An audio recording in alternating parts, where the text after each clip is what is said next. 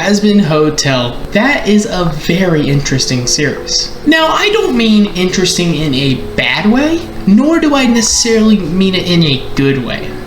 But it's just kind of in a meh way, you know what I mean? And today we are going to talk about it. And we're going to go in depth about what, in my opinion, is really good about this series, and what, in my opinion, is really bad about this series. So, let's not waste any time, let's get right into it. But first, if you guys are new to the channel, welcome. My name is Miner, and welcome to the Golden Family. Consider maybe hitting the subscribe button and maybe even the bell icon to receive notifications so you never miss another upload. Also, consider hitting the like button.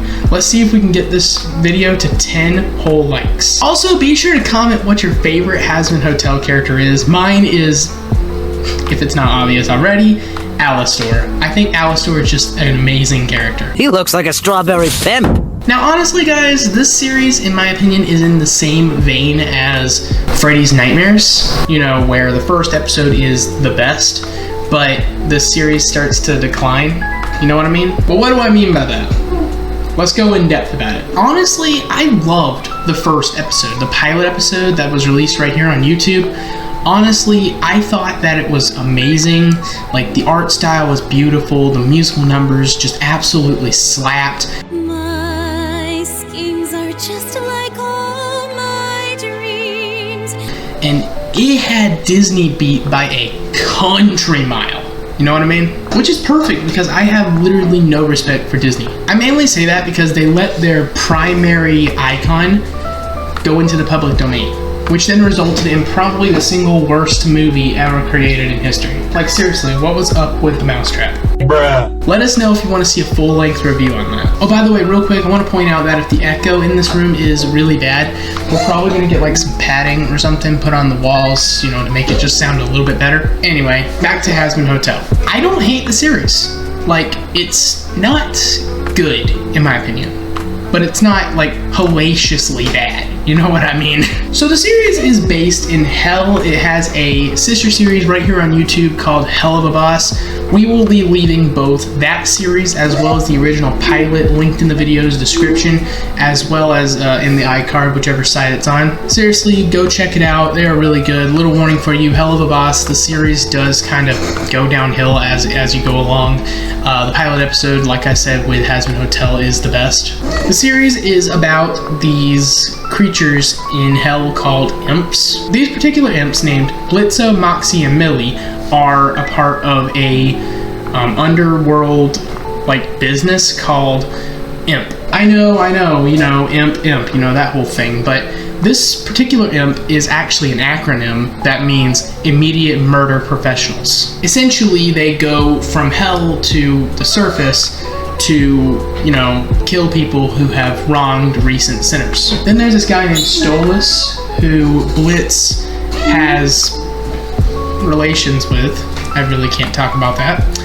And that results in him getting his grimoire, which allows him to come up here to the human realm. And the whole series is just madness, and I freaking love it. But we can talk about Hell of a Boss another time. Let's focus on Hazbin Hotel. Hazbin Hotel was the series I thought I originally liked more, but then after they released more episodes, my opinions changed. So, my primary issues is with the content of the episodes. Now, I already didn't really care for the Angel Dust character, honestly. That's primarily because of the fact that he was named after a drug, and because of his occupation, for lack of a better word. God, this video is so gonna get flagged. But they made it even worse in the actual series. Like, they went full-on in-depth about what he does. And while Alastor is still my favorite character in the series, they did kind of nerf him a little bit. They made him a bit more of a jerk. And I love, like, the comedic aspect of the pilot where he had no idea who this snake dude is, which I can never remember his name. If we can find out, you know, his name, we'll toss it up right here above my head. But I mainly mentioned that because he seems to actually be able to remember him in the actual main series, which makes no sense to me because, like, he's not supposed to be able to remember that because he's supposed to, like, be really powerful. You know how, like, You know how like in movies and stuff, when somebody is like really powerful, they don't really remember all the people they fought in the past? That's Alastor to me. I don't really know why. Now, one positive thing I can say about this series is that they are continuing with the whole redemption thing with the hotel. Honestly, I like that. In my eyes, I feel like everybody can be redeemed. Like, if you do something bad, okay, just say you're sorry and try not to do it again. That's pretty much one of the only good things I can actually say about this series. Obviously, like I said, the pilot is the best. Episode 1 is also really good. They introduced Adam. He's a really fun character. They introduced the daddy issues of Charlie and Lucifer. And honestly, I feel like there was a missed opportunity with this series because there is another series that I really like on Netflix called Lucifer. If you guys have never seen it, I highly recommend it. Go check it out right now. In fact, pause this video right now and go watch it. It is really good.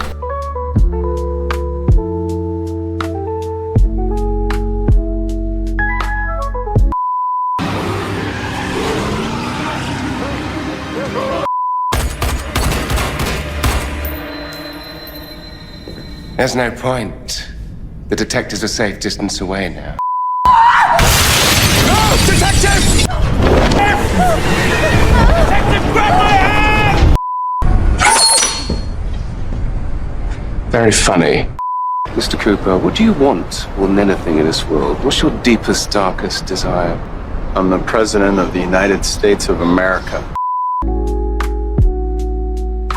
So the concept of this series was that Lucifer, the devil, came up here to Earth, and he was living in LA, and his brother Amenadiel was like trying to get him back, and there was his demon friend Maze, and he even had a daughter towards the end of the series. And it's just an amazing show. There was like basically no bad parts about it. Well, aside from the fact that they made the devil the main hero. But honestly, this show is just really good, so for the sake of when I'm watching the show, I'll look past it for now. I feel like there was a missed opportunity here because Lucifer had a daughter at the end of that series, and Charlie is the daughter of the devil, and honestly I feel like that was a bit of a missed opportunity. They could have done something meta with that and have them be named after each other, if you guys know what I mean. But that's a topic for another time. Hey, if you guys want me to review Lucifer, let me know. I don't really care for the musical bits. While I don't hate them,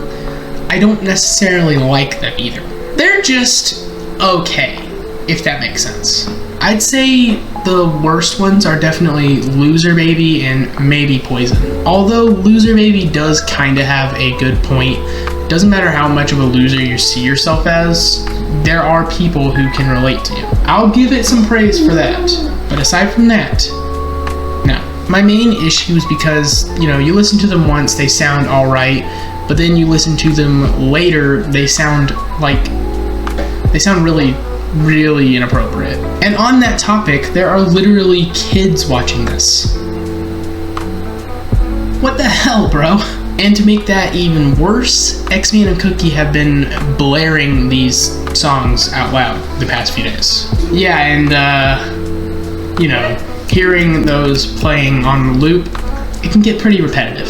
And honestly, just hearing a kid, talk or listen to this, it makes you so uncomfortable. It makes you cringe, you know what I mean? I mentioned Alastor earlier, I said they kind of nerfed him a little bit. They actually made Lucifer a very enjoyable character. He was just freaking hilarious. But honestly, I'd say probably one of the weirdest things that they did was what they did to Vaggie. And no guys, it's not the fact that, she's dating Charlie. I actually don't mind that. It's the other things that they did to Vaggie. They revealed that she was an ex-angel who got her wings clipped and her eye poked out. This is the worst part about Vaggie's character. He revealed that she's named after things that we can't talk about on this channel because this is a family-friendly channel. Listen, just go watch the series. He literally says it outright. Can we also just talk about how gigantic the characters are? Lucifer is one of the smallest characters in the entire series. You are much shorter in real life. I think he was 5'2", I believe, in the series. For reference, I am 5'4". Bruh. Now honestly, having him being short is honestly not that big of an issue. It's the heights of the other characters. That would mean that Charlie would have to be friggin' 6'5", Alastor would have to be like 7 foot, and Angel Dust would have to be friggin' 9 feet tall. What are these guys, Titans?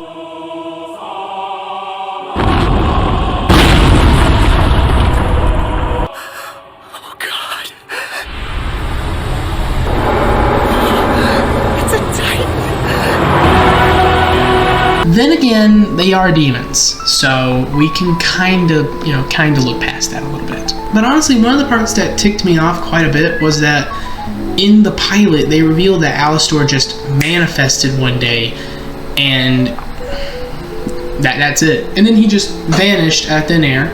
And then apparently in this series, they revealed that 7 years has passed between his original reign and the events of the pilot. Now honestly, I like that we got continuity there, but I don't really like what they did towards the end of the series. Now obviously they have more episodes planned, so it's probably going to clear it up quite a bit. After he vanished, after getting attacked, then they had him reappear, but they revealed in the song form, which I already told you I have an issue with, that he has made a deal of his own. Now, so let me get this straight. You went from him being a really powerful radio demon who literally did a reign of terror on everyone in hell. Alastor manifested in hell, seemingly overnight.